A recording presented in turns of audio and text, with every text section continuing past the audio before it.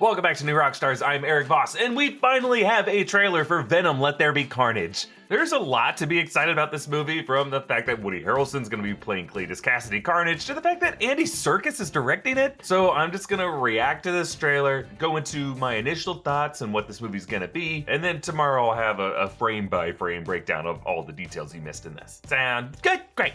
Let's do this. Let's get excited to watch a serial killer. And here we go. Whoa. Oh, they like to do their trailer to the trailer thing. Okay. What? Is it coming out of his ass?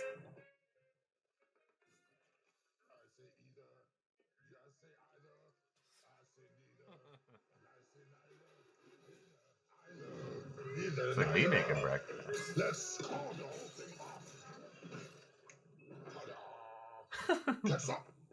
Excuse me. Yummy. I like how Venom tucked him in. Don't make too big a mess. Good evening, Eddie. Hey, Mrs. Chen. Good evening, Venom. Mrs. Chen. That's Stan. This is hi. I love how Miss Chen knows and loves Venom. She should. I've been thinking about you. Oh, don't give me shit on the wall to look at.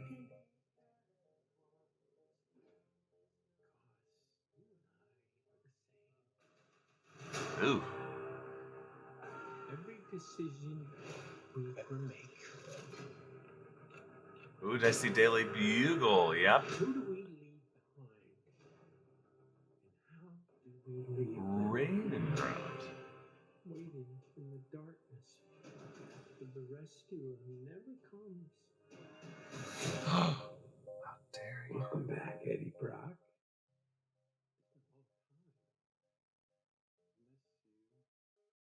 So much. They fixed the hair. Good.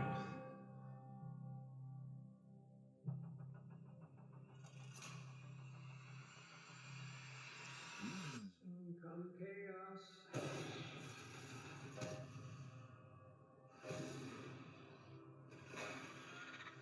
Whoa. The shriek there. Chaos soon come.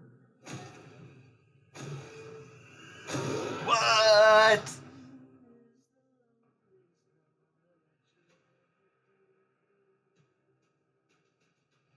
Be what? Be what? Oh, yeah. Okay. Got it. The chocolate delivery hasn't arrived yet. What's gonna happen? You gonna stop protecting me? I am happy to eat, Mrs. Chen. No, you cannot eat, Mrs. Chen. What? Nothing? Whoa, cool. Gonna put some dirt in your eye, Miss Chen. Okay, let's talk about this design for Carnage. I gotta say, with the tendrils, looks very cool, very comic accurate. Of course, maddening that they light them from behind, because all you really see is the rim light on this texture, and they add this shaky cam effect so that, like, you know, it's easy to hide the detail there. But yeah, from what I can tell, each tendril kind of has its own shape, its own personality, its own way to kill you. We have some that look like a mace, some that look like there's like jagged blades coming out of each one. There's a bit of slime that drops down from the one on the right. But so far from this, it's still kind of hard to tell what the Carnage personality is. Like, we get a good sense of who Cletus Kasady is, which is great. And we know distinctly who Eddie Brock is and who Venom is, which is great. But Carnage is just more than an alien monster. He's supposed to have his own kind of identity, his own extreme amplification of what Cletus Kasady thinks. He's not just like an alien death monster. So in the way that they use Tom Hardy's voice to do Venom, I'm wondering if they'll do Woody Harrelson, modulate his voice and make that the Carnage voice, but ultimately that's a big part of it. It's not just the look and the design, it's the really messed up things this character as Carnage is gonna say and do. So I'm really excited to see what they come up with there. But before we continue, thanks to Honey for sponsoring this video. Online shopping has basically become the only kind of shopping. That's where today's sponsor, Honey, comes in. Honey is the free browser extension that scours the internet for coupon codes and automatically tests them at checkout. So here's how it works. You get Honey on your computer for free in 2 easy clicks. And then when you're checking out one of its 30,000 supported sites, Honey pops up and all you have to do is click Apply Coupons. You wait a few seconds as Honey searches for coupons for that site. And if Honey finds a working code, you will watch your prices drop. Like Honey Honey showed me a special deal for 60% off a greeting card from Target.com. The person I was getting that greeting card for does not need to know I got such a good deal. Those of you who have already installed Honey using my link have found over $50,000 in savings. So take it from me, if you have a computer, Honey should be on it. I wouldn't recommend something I don't actually use. So get Honey for free by going to joinhoney.com/newrockstars. That's joinhoney.com/newrockstars so they know I sent you, and thanks again to Honey for sponsoring this video. I gotta say, I am enjoying the sick sense of humor that this movie has, similar to what Ruben Fleischer was going to in the previous movie. What I am missing is some nasty R-rated red band violence. I don't think you can really do Carnage without making him R-rated. That's what was cool about the comics, is that he was gross, he was violent, he was profane. And I know it's just like a teaser trailer, but as of now, the grossest thing Carnage does is like stay his own execution and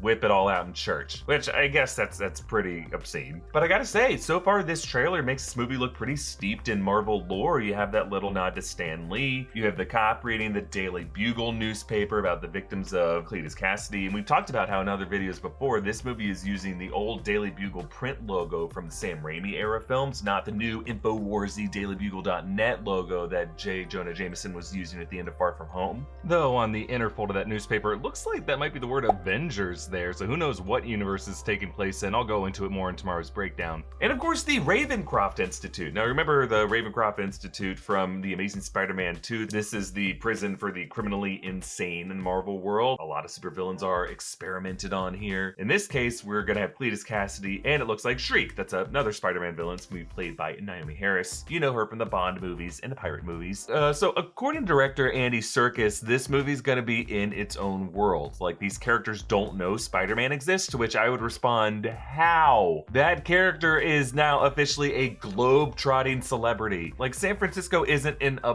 bubble. Carl the Fog isn't that thick. They know what's going on with the rest of the world. Or maybe that just tells us this movie's set maybe a bit before Peter Parker emerges on the scene, or just likely not really connected to the MCU that much. It's just Sony's never really given us a clear answer on that, because I think legally they can't give us that clear of an answer of how well these characters are aware of Tom Holland, Peter Parker. And as with the first film, the hard thing about that is these characters are in many ways defined by their relationship to Spider-Man. Now, yes, Carnage is a derivative of Venom, and they do have their own antagonism and rivalry between the two. But what's fun about Carnage is he's so sick, so messed up that Venom, a previous villain, has to team up with Spider-Man to defeat him. But right now with this movie, Sony seems to be trying to carve out a world where Spider-Man isn't needed, but even in our world, we need Spider-Man, right? But from what I can gather from the plot, it looks like the post-credit scene to the end of the first film saw Eddie Brock doing these interviews with Cletus Kasady, the deranged serial killer, and that Cletus sees something in Eddie. I had assumed he saw that kind of split personality with the Venom symbiote, and he was able to kind of detect that in him, and as someone who's probably got some mental issues on his own, was able to relate with that kind of